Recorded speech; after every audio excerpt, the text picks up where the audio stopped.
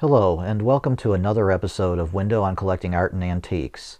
I'm talking again about my sort of avocation, pottery, and particularly about a very underutilized, underappreciated potter by the name of Theophilus Brouwer, who was working at the Lane Pottery in the late 19th, early 20th century.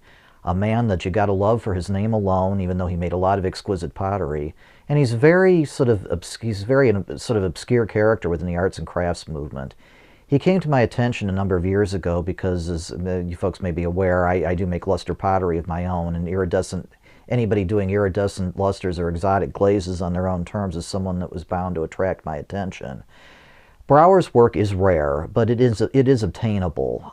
He was more prolific than I once have realized as I've sort of trawled around. I'm amazed how many places it turns up, but it's not that easy to find. But once you keep an eye out for it, it's worth having. And if someone is a serious collector of the arts and crafts movement, I don't think any pottery collection of that era would be complete without at least one example of Brouwer to complement. Brouwer's a maverick. He's a very unusual guy. I hate the term maverick. I think it's been much abused in politics and other things in recent years. It has no meaning, but he's a very unique, original individual. From what I can understand, his family was part of a Dutch land grant family. They lived on Long Island. They originally owned vast tracts of property. And he's someone that grew up in a situation of means, but he was a person of enormous abilities. As best I have been told and can discern, he did things as diverse as carpentry. He did chemical experiments, obviously, with making his pottery. He was a painter of some skill. He was a wonderful sculptor in Long Island, where he was from. He originally, there are still sculptures in a number of places. And there's a building which is called the Castle, which I believe now is a restaurant, which was the family home at one time. He was also, in his later life, involved in doing things like experimenting with concrete, such as making concrete boats that actually would float and could be used. So this is a very ingenious, talented man, and I've never been quite able to discern. I've spoken to surviving members of the Brouwer family, and I've never been able to comfortably discern what it is that he was interested in doing with pottery particularly. I think he just must have spotted someday, thought it was interesting, and then decided to take on the most difficult varieties he could. The piece that I'm holding is a piece of Brouwer's classic flameware.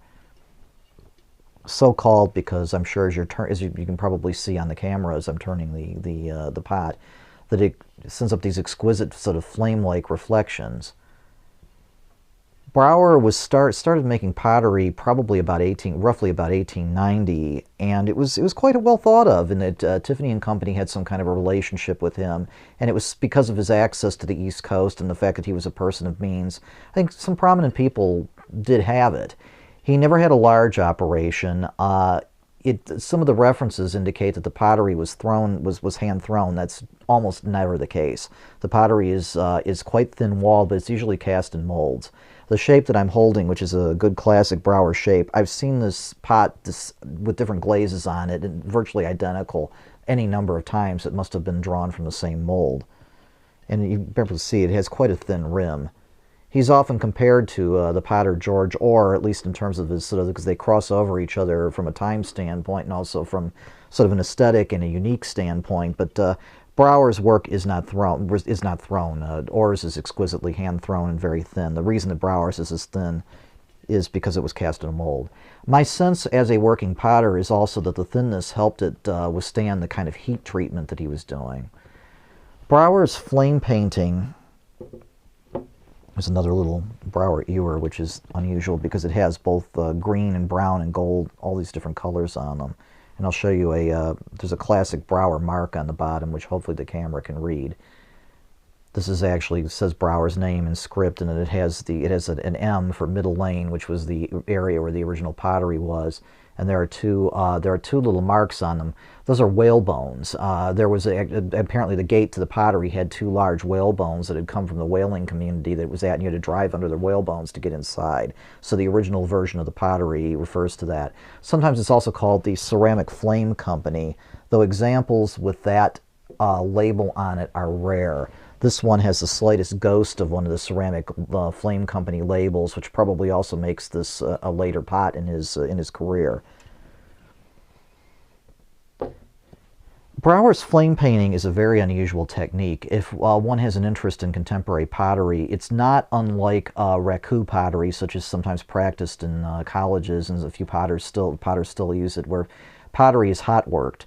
Brouwer's is a much more refined method than that. I don't want to get into all the technical nuances of it because this is not the forum for doing that, but he just developed a very unique method of hot working the pots. He pulled them out of the kiln while they were red hot from the kiln, set them down on something that would retain the heat, and then worked them over with some kind of tool in order to bring the colors up in the pots.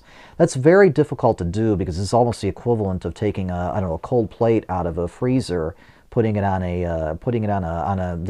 directly into an oven, and then hoping it doesn't explode. Brouwer technically considered that the clay body that he developed that was very resistant to that kind of what is called thermal shock was one of his great accomplishments. He tried later on without success to sell it to other commercial entities for large sums of money. He thought it would be the thing that would make his fortune back, which unfortunately it did not.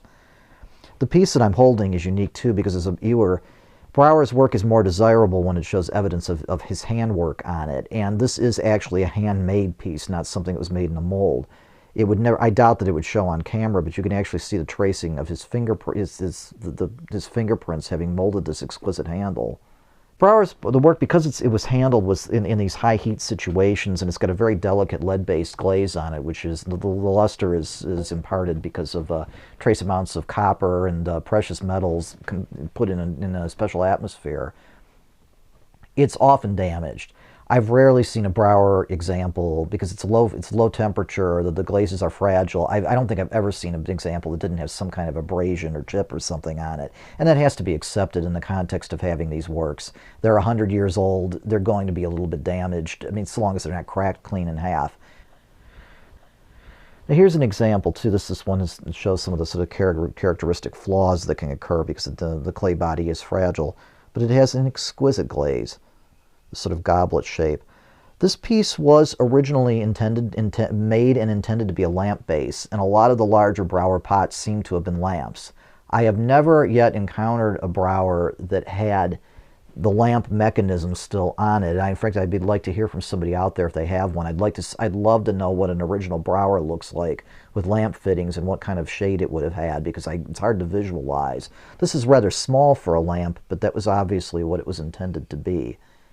And it has the most exquisite flame protected, despite the damage that the piece has. It's really something nice. The glaze is beautiful. The piece behind me, this very large pot, which I believe we can pick up on camera. I'm not inclined to move because it is a little bit hard and cumbersome. It has another exquisite flame glaze on it, and it is very big for a Brouwer. I have seen larger examples in a couple of collections. This is of a type that I've seen as a lamp base, although this piece was never ever intended to be one. There is no original hole in it, and it says flame. Actually, see if it says flame on the bottom, Brouwer flame. Where I think we can pick it up and show. This has this characteristic mark where yes, it doesn't say Brouwer's name, but it simply says flame inscribed into the bottom of the piece. That little scribble on the bottom is meant to represent a flame, and as best I can tell, that's Brouwer's own hand that's incised that into the pot. It's lovely to know. Again, the glaze just shoots up all these interesting colors as one turns it around. It's a fascinating piece. Brouwer's an intriguing man. Last but not least among these, very unusual color for Brouwer, this sort of emerald green, and it's an unusual shape, this low bowl. This would be an earlier piece. It has a very refined mark on it, perhaps the camera can catch.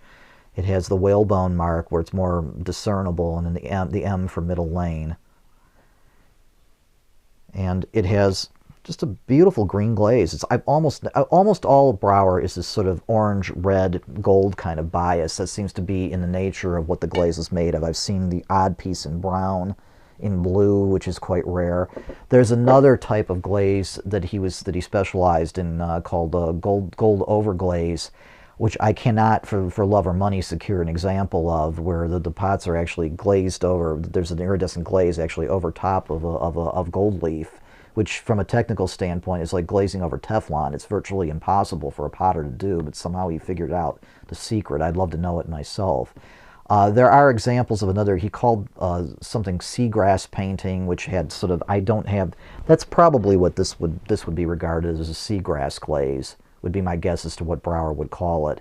And there's another, what he referred to as kid surface glaze, sort of a distinctive, kind of slightly iridescent matte. Again, examples being very hard to come by and not terribly desirable to collectors.